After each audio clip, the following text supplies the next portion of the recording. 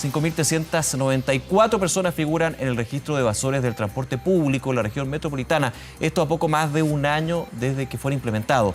Vamos a hablar de este tema, para eso nos acompaña Carlos Melo, director del Centro de Ingeniería y Políticas Públicas de la Universidad de San Sebastián, también ex subsecretario de Transportes. Carlos, gracias por acompañarnos. Muchas gracias, Nicolás, por la invitación. Bienvenido. A ver, más de 5.000 personas están en el registro de evasores y lo conversamos fuera de cámara. Es importante también hacer el detalle. Uno entra al registro cuando no paga la multa por no haber pagado el pasaje del Transantiago. O sea, luego de todo el proceso, cuando ya hay una multa impaga justamente por esto, ahí entra a este registro. Efectivamente, una confusión que existe sobre el registro es que las personas creen que uno entra por ser fiscalizado en la calle. Claro. Y la verdad es que no es así. El ingreso al registro es la medida final de un proceso previo donde hay una multa que no es cursada, no es pagada por la persona y donde tampoco esa persona se presenta al juzgado de policía local a plantear sus descargos referente a esta infracción.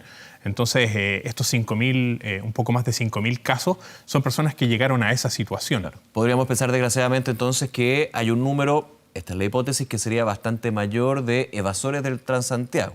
Bueno, sin duda, las estadísticas de evasión muestran que todavía más de un 20% de los usuarios estaría evadiendo el sistema y cuando uno se imagina la cantidad de viajes diarios que hay en la ciudad, se da cuenta que ese número es un número mucho más extenso.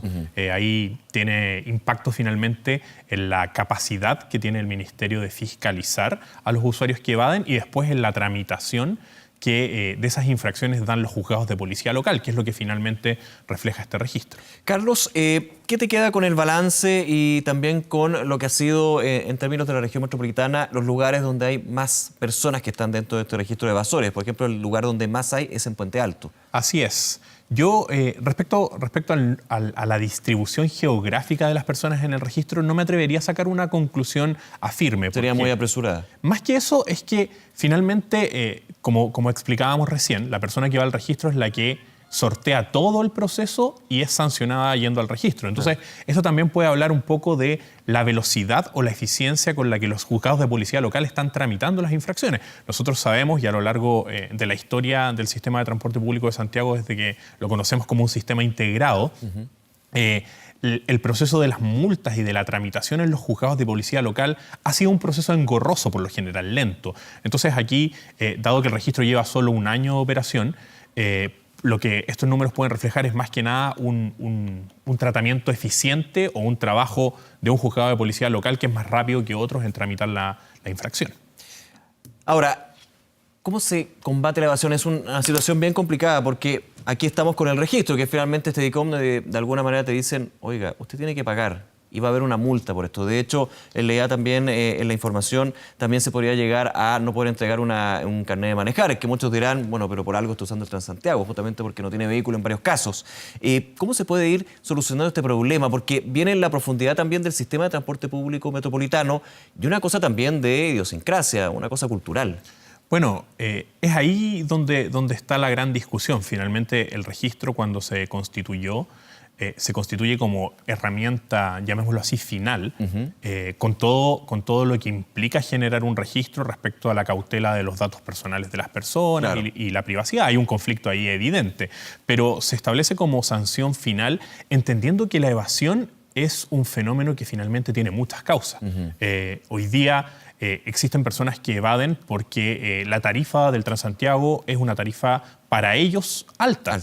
Para una persona, por ejemplo, que tiene un ingreso cercano al mínimo, el pago del transporte público puede significar más del 30% de sus ingresos mensuales. Y eso claramente, ahí hay un incentivo finalmente a evadir, sobre todo si la probabilidad de ser fiscalizado o de caer en el registro no es muy alta. Hay incentivos fuertes, pero también hay gente que todavía sigue evadiendo por razones de descontento con el sistema. Ese descontento con el sistema... Claro, esto de el Transantiago o Red no me entrega el servicio que debería darme y por ende yo no tengo por qué pagarlo. Exactamente. Pero lo uso igual. Lo uso igual, pero ese usuario sigue existiendo. Sí. En las últimas cifras que el Ministerio ha mostrado en los últimos 2 trimestres, se ha observado una baja, y esa baja se ha justificado en algún caso con la inclusión de nueva flota de mejor estándar, que de cierta forma elevaría la percepción de calidad por parte de los usuarios y por lo tanto la gente iría menos. Un mejor servicio y por sobre todo una mayor frecuencia. Exactamente.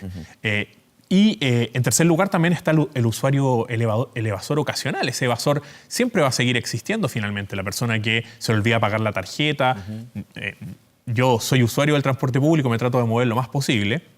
Y en una situación, por ejemplo, a las 11 de la noche, cuando las frecuencias son bajas, una persona que no tiene saldo y necesita subirse al bus, tiene incentivos para no pagar y después ver cómo solucionar el problema. Claro. Hay medidas que se han tomado respecto a eso, como extender el saldo de emergencia por 24 horas, por ejemplo. 1.000 pesos de emergencia. Exactamente, los 1.000 pesos de emergencia, pero aún así ese evasor ocasional puede seguir existiendo. Entonces, finalmente en un fenómeno que tiene tantas causas, y es el gran problema de la evasión, no existe una medida única que uno diga, como el registro. Una vez que implementemos el registro, se va a acabar la evasión. O una vez que pongamos buses nuevos, se va a acabar la evasión. La verdad es que no es así. Y es un fenómeno con el cual hay que estar permanentemente lidiando y tratando de realizar todas las acciones posibles para que baje, porque finalmente repercute en las finanzas del sistema y eso obviamente se traduce en menor calidad por los recursos involucrados o que los usuarios pagan a través de tarifa y que el Estado subsidia a través del subsidio al sistema del transporte público. Claro, finalmente el financiamiento va por esos dos lados, digamos. Exactamente. ¿Más zonas pagas puede ser una solución? Claro que uno dice más zonas pagas, pero obviamente lo que tú decías, o sea, a las 11 de la noche en un lugar, una zona paga no va a estar funcionando. Hay que también aterrizarlo de alguna manera, no solamente poner estas zonas pagas que, por ejemplo, se pueden ver en comunas quizás con más infraestructura, Las Condes, Providencia, por ejemplo, donde efectivamente existen y han funcionado bien. Mira, las zonas pagas son una herramienta que genera menor evasión. Y el desarrollo de zonas pagas, sobre todo en aquellos corredores donde se concentran la mayor cantidad de viajes, corredores como Grecia, como Santa Rosa, como Vicuña Maquena, pueden generar cambios en la evasión.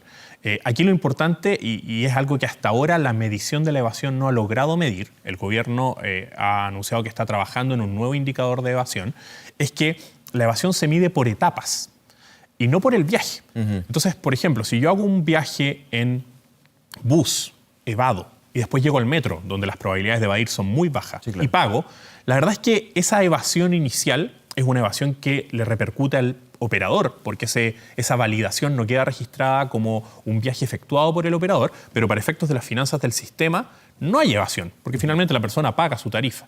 Entonces, cuando tú aumentas el número de zonas pagas en los corredores más utilizados, generas este fenómeno de que la recaudación finalmente del sistema se ve cada vez menos afectada.